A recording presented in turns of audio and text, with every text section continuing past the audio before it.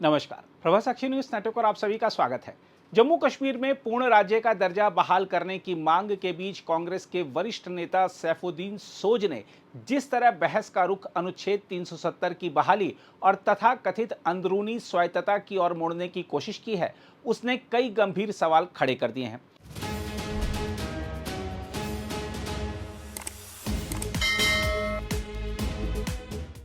सोज ने साफ कहा है कि नेशनल कॉन्फ्रेंस को जंतर मंतर पर केवल राज्य का दर्जा मांगने तक सीमित नहीं रहना चाहिए, बल्कि अनुच्छेद 370 की बहाली के लिए भी संघर्ष करना चाहिए। इतना ही नहीं, उन्होंने कहा कि जम्मू कश्मीर का असली मुद्दा अंदरूनी स्वायत्तता है और यह उनकी अपनी शर्तों पर बहाल होनी चाहिए।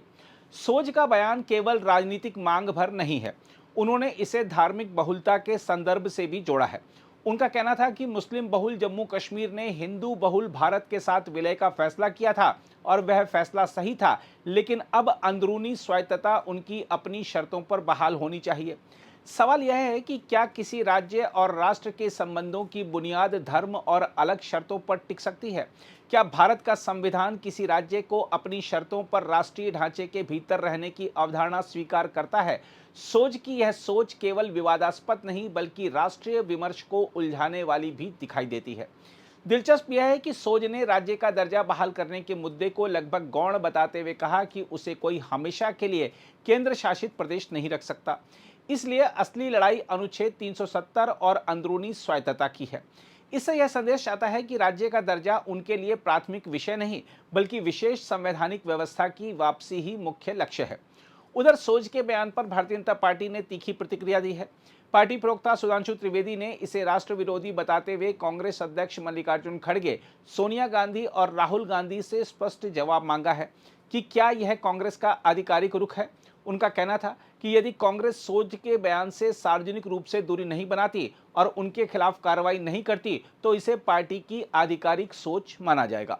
बीजेपी ने यह भी आरोप लगाया है कि अंदरूनी स्वायत्तता की मांग भारत की एकता और अखंडता के लिए खतरनाक संदेश देती है। देखा जाए तो अब सबसे बड़ा सवाल कांग्रेस के सामने है। क्या सैफुद्दीन सोज का बयान उनकी व्यक्तिगत राय है या पार्टी की राजनीतिक सोच? यदि यह निजी विचार हैं तो कांग्रेस अब तक स्पष्ट खंडन क्यों नहीं कर रही है?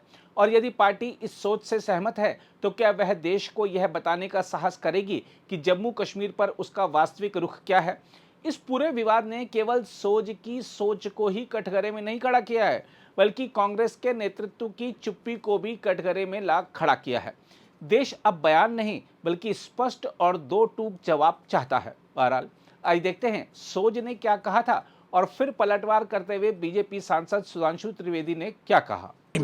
मुझे तो कोई दावत भी नहीं है, तो मैं देखिए जंतर मंतर पर जाए, नेशनल कॉन्फ्रेंस को स्टेटहुड की बात नहीं करनी चाहिए। मैं आप सबको, आप तो कश्मीर से हैं, मैं आपको दावत देता हूं, हमारा मसला स्टेटहुड का नहीं है। स्टेटहुड कौन छीन सकता है? क्या कयामत तक यूनियन टेरिटरी इसको कोई बना सकता है? वजीर आजम हो या वजीर दाखिला हो, कोई जम्मू कश्मीर रियासत को यूनियन टेरिटरी नहीं बना सकता। ये टेम्परेरी चीज है। हमारा असल मसला अंदरूनी दाखिली खुद मुख्तारी है और जम्मू कश्मीर के लोगों को 370 की बहाली के लिए लड़ना चाहिए। कभी कभी आपस में ये बात करते हैं वन्ना दिन की ही, ये गलत लफ्ज है नौजवानों के लिए।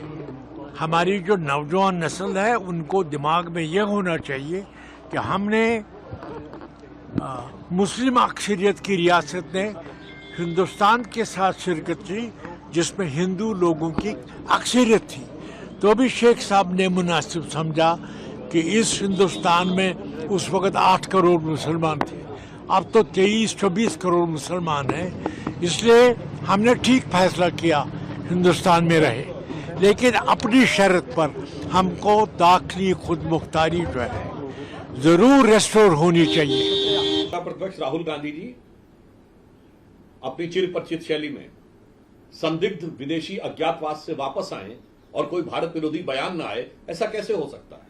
इधर उनके चरण भारत की पवित्र धरती पर पड़े और उनके पार्टी के एक नेता के द्वारा अत्यंत ही निंदनीय राष्ट्र विरोधी अपवित्र बयान सामने आया।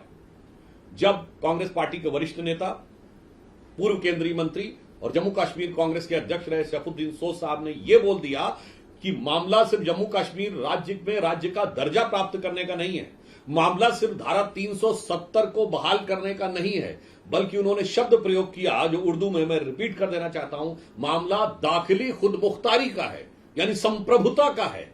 और इसके आगे उन्होंने संप्रभुता का जो आधार बताया, उन्होंने कहा कि हम मुस्लिम अक्सरियत की स्टेट है। मैं हिंदी में बोले देता हूं, उन्होंने कहा कि हम मुस्लिम बाहुल्य राज्य हैं और पार्टीशन के समय मुस्लिम 8 करोड़ थे, अब 23-24 करोड़ हैं। हम भारत में रहेंगे और अपनी शर्तों पे रहेंगे और वह शर्त संप्रभुता के साथ जुड़ी रहेगी। तो मैं स्पष्ट रूप से राहुल जी, सोनिया जी और खड़गे जी से पूछना चाहता हूं कि यह मुस्लिम बाहुल्य राज्य, मुस्लिम का भारत में रहना और संप्रभुता, खुद मुख्तारी शब्द का प्रयोग किया गया है। सोवेनिटी, इंग्लिश में कहेंगे सोवेनिटी, हिंदी में कहेंगे संप्रभुता, उर्दू में कहेंगे खुद मुख्तारी। क्या यह कांग्रेस पार्टी की आधिकारिक लाइन है? क्योंकि इससे पूर्व भी सैफुद्दीन सोज साहब अपनी एक पुस्तक में मुशर्रफ के प्लान की आधार पर कश्मीर को भारत से अलग करने की वकालत भी कर चुके हैं। तो हमारा स्पष्ट रूप से कांग्रेस पार्टी से सवाल है कि प्रधानमंत्री मोदी जी के नेतृत्व में हमारी नीति एकदम साफ है, एक भारत श्रेष्ठ भारत।